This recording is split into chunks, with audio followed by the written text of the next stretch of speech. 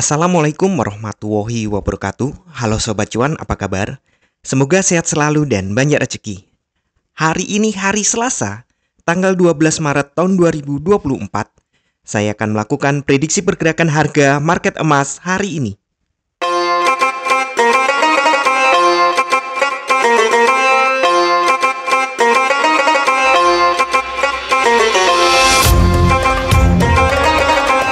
Kemarin market emas kembali naik, ya seperti prediksi.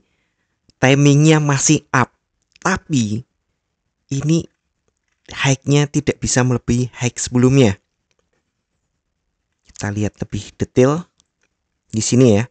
High-nya tidak bisa melewati high sebelumnya. Tidak ada new all time high kemarin ya. Karena high-nya masih di bawah high sebelumnya. Namun low-nya juga masih jauh di atas low sebelumnya. Ini anomali. Ada apa ini? Nah, sabar. Akan saya jelaskan sebentar. Nah, hari ini open kurang lebih dari close kemarin dan artinya masih lebih tinggi daripada open kemarin. Masih timing up. Hanya saja karena kemarin ada anomali, tentu hari ini ada beberapa catatan. Dan untuk kali ini saya akan sampaikan fundamentalnya dulu. Malam ini untuk rilis data, ada dua data penting yaitu Customer Price Index dan Core Inflation Rate. Oke, jam 19.30 ada Customer Price Index. Diperkirakan naik dari 308,417 menjadi 310,3. Ada kenaikan. Biasanya buruk untuk ekonomi. Biasanya ada catatan di sini. Kemudian di jam yang sama ini semuanya waktunya sama ternyata.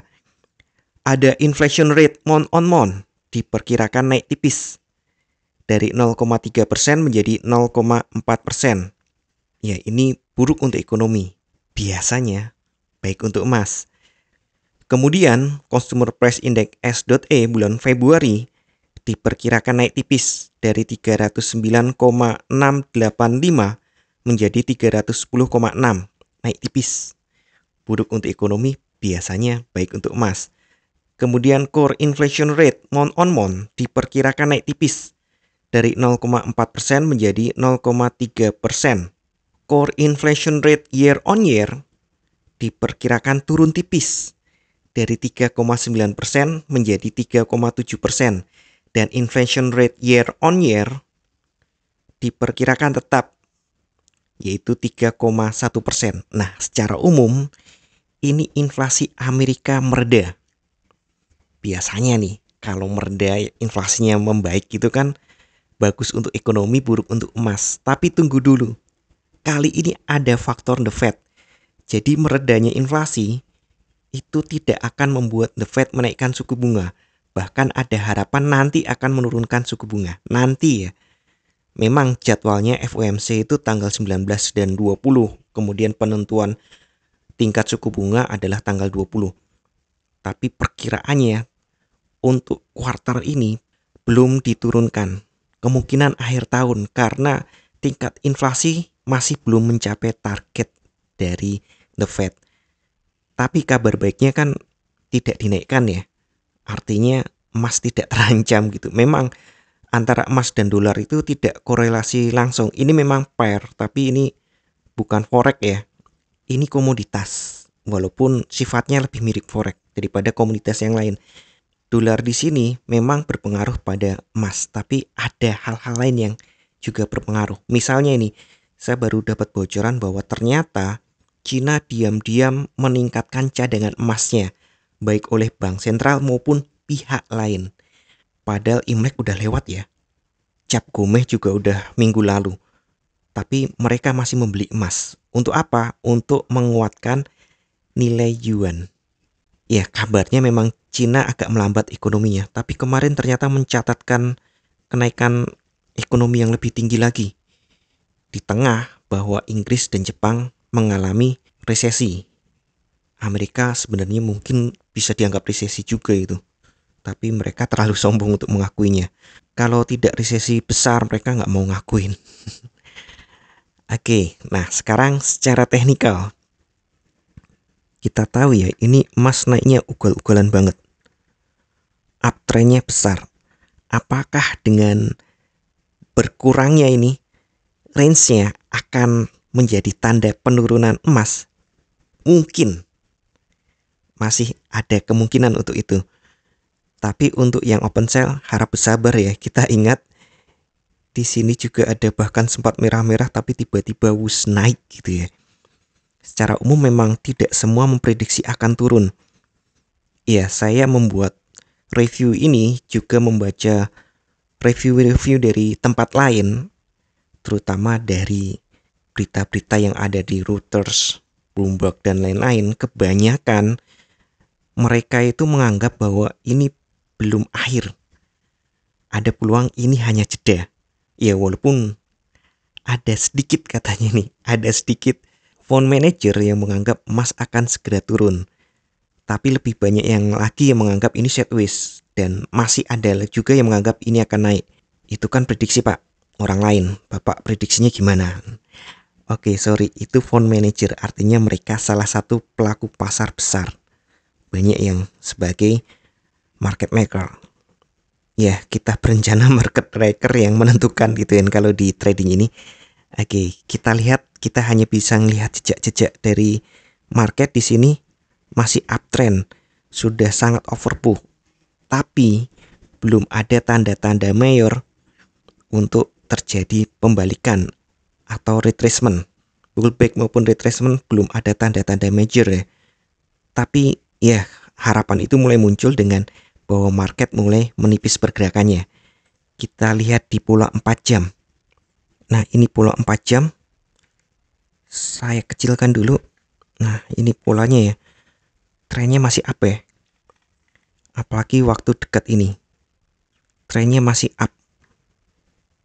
Kemudian saya pindahkan ke 1 jam. Nah, ini 1 jam. Sideways-nya terlihat di 1 jam. Dimulai di sini ya, dan kejutannya kemarin itu tumben-tumben justru market geraknya di Asia, terutama pagi.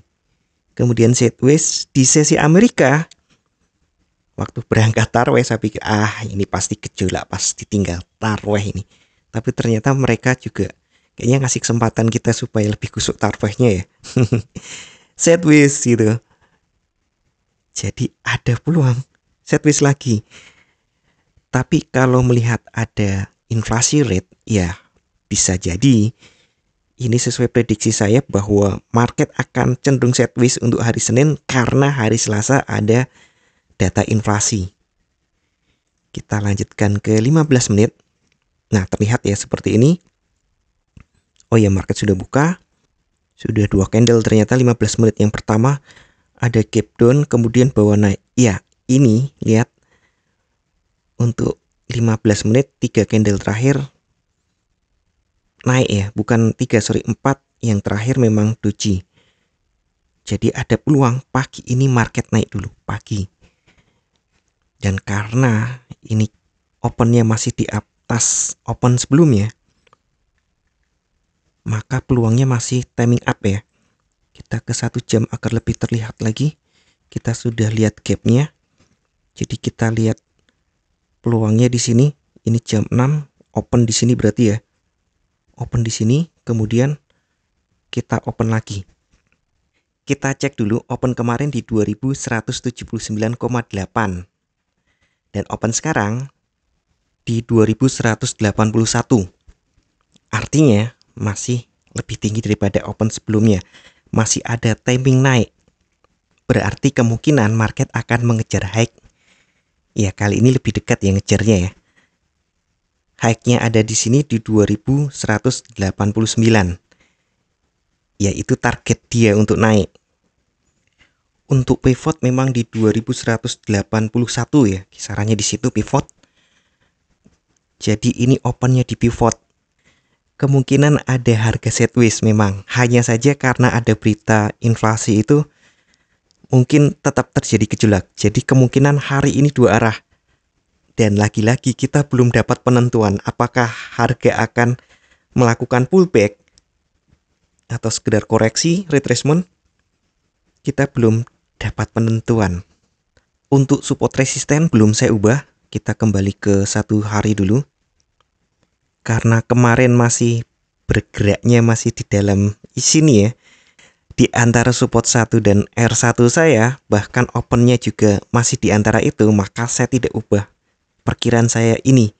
Ya kemarin bahkan resisten 1 benar-benar sempat menjadi resisten ya, walaupun akhirnya ditembus tapi kemudian balik turun lagi. Jadi resisten 1 ada di 2185, resisten 2 ada di 2200, resisten 3 ada di 2215. Untuk support 1 ada di 2175, support 2 ada di 2161, dan support 3 ada di 2148. Sekali lagi, hari ini ada peluang 2 arah. Silahkan manfaatkan. Sepertinya intraday dulu ya tradingnya ya. Jadi untuk yang mau buy, tunggu ketika harga berada di bawah open. Dan lihat juga ini support resisten serta ini overbought dan oversold-nya. Untuk yang mau sell tentu ketika harga di atas open. Dan lihat juga overbought dan oversold-nya, karena sekali lagi peluangnya di sini market 2 arah.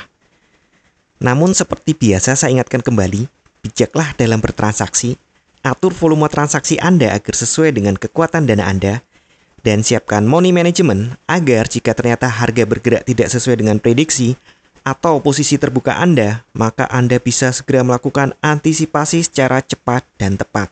Oke, sekian dulu informasi dari saya. Semoga kita semua cuan hari ini, lancar, berkah, manfaat, dan tetap sehat. Amin. Wassalamualaikum warahmatullahi wabarakatuh.